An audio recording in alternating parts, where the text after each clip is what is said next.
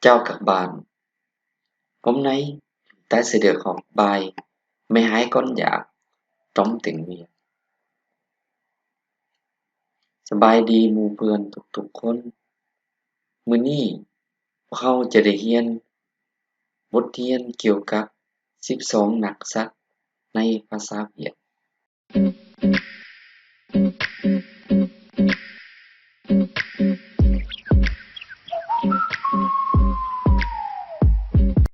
น้ำตี๋ให้น้ำจวดปีสวดหรือปีหนู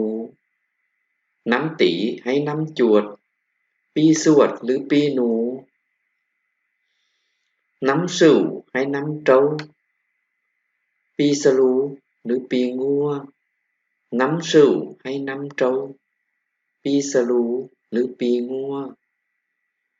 น้ำเย็นให้น้ำโห่ปีขานหรือปีเสือน้ำเย็นให้น้ำโห่ปีขานหรือปีเสือน้ำหมาวให้น้ำแมวปีเถาะหรือปีกระต่ายน้ำหมาวให้น้ำแมวปีเถาะหรือปีกระต่ายน้ำทินให้น้ำรองปีมะโรงหรือปีนาคปีงูใหญ่น้ำทินให้น้ำรองปีมะโรงหรือปีนาคปีเงือกปีงูใหญ่น้ำตีให้น้ำหรันปีมะเสงหรือปีงูงูน้อยน้ำตีให้น้ำหรันปีมะเสงหรือปีงูงูน้อยน้ำงอให้น้ำเหงือปีมะเมียหรือปีม้าน้ำงอให้น้ำเหงือปีมะเมียหรือปีม้าน้ำมุยให้น้ำเยปีมะแม่หรือปีแบ้น้ำมุยให้น้ำเยปีมะแม่หรือปีแบ้น้ำทันให้น้ำขี่ปีวอกหรือปีลิงน้ำทันให้น้ำขี่ปีวอกหรือปีลิงน้ำเหยาให้น้ำกาปีลากาหรือปีไก่น้ำเหยาให้น้ำกาปีลากาหรือปีไก่น้ำตดให้น้ำจ๋อปีจ้อหรือปีหมา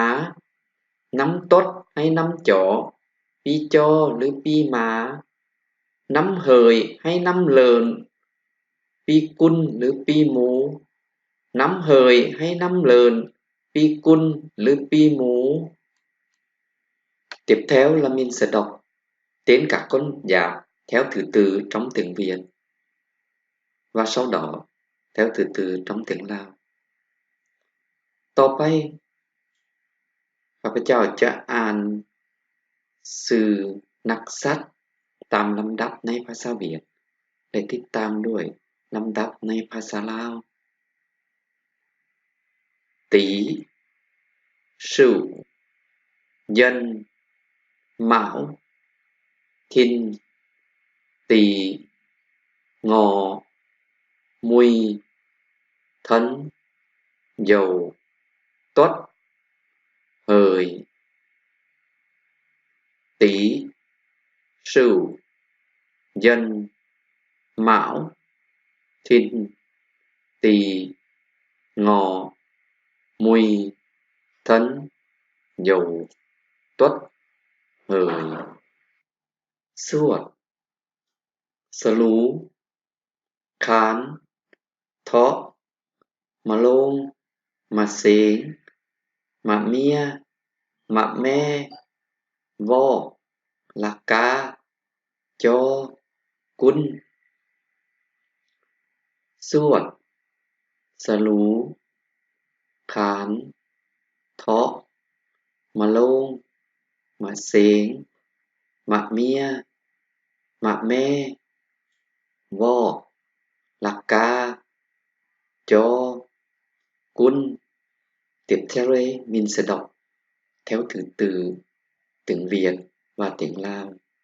ต่อไปพวกเราจะอ่านตามลำดับภาษาเวียดและภาษาลาว Tý Suốt Tý Suốt Sửu Slu Sửu Slu dân,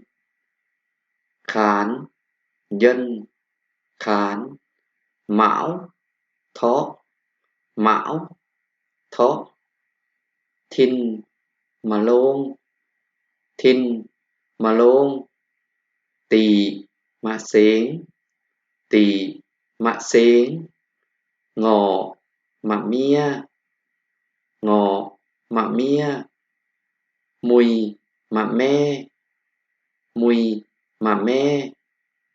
thân, vo, thân, vo, dầu, lạc ca, dầu, lạc ca, tuất, cho, tuất, cho, hời, cun, hời, cun. Các bạn lưu ý, trong 12 con giáp, tiếng Lao và tiếng Việt khác nhau có 3 con, đó là Sửu, Mão và Thìn. พื่อนๆจงสังเกตนักษัตริย์12ตัวในภาษาเวียดและภาษาลาวจะต่างกัน3ตัวแม่นสลูเถาะและมะโรงSửu tiếng Việt nghĩa là trâu, còn xà lú trong tiếng Lào nghĩa là ngua, là con bò. Sửu ภาษาเวียดแปลว่าควายต่างกับสลูในภาษาลาวแม่นงัว Mão trong tiếng Việt là mèo, khác với thỏ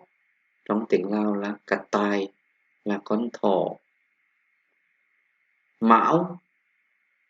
ในภาษาเวียดแม่นแมวต่างกับเถาะภาษาลาวแม่นกระต่าย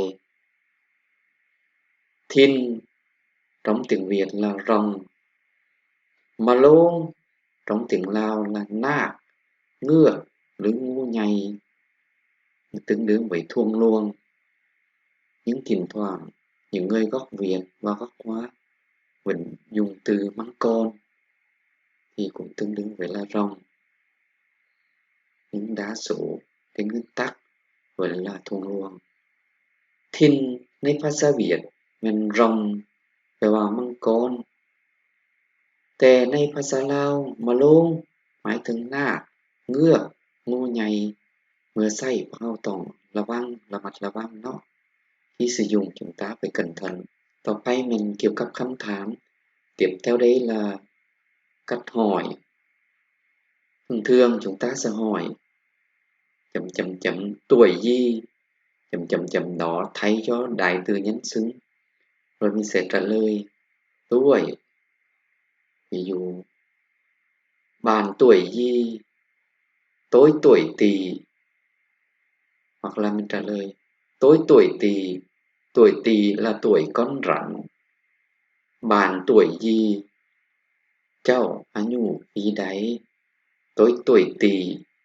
Tỵ là tuổi con rắn. Khỏiปีมะเส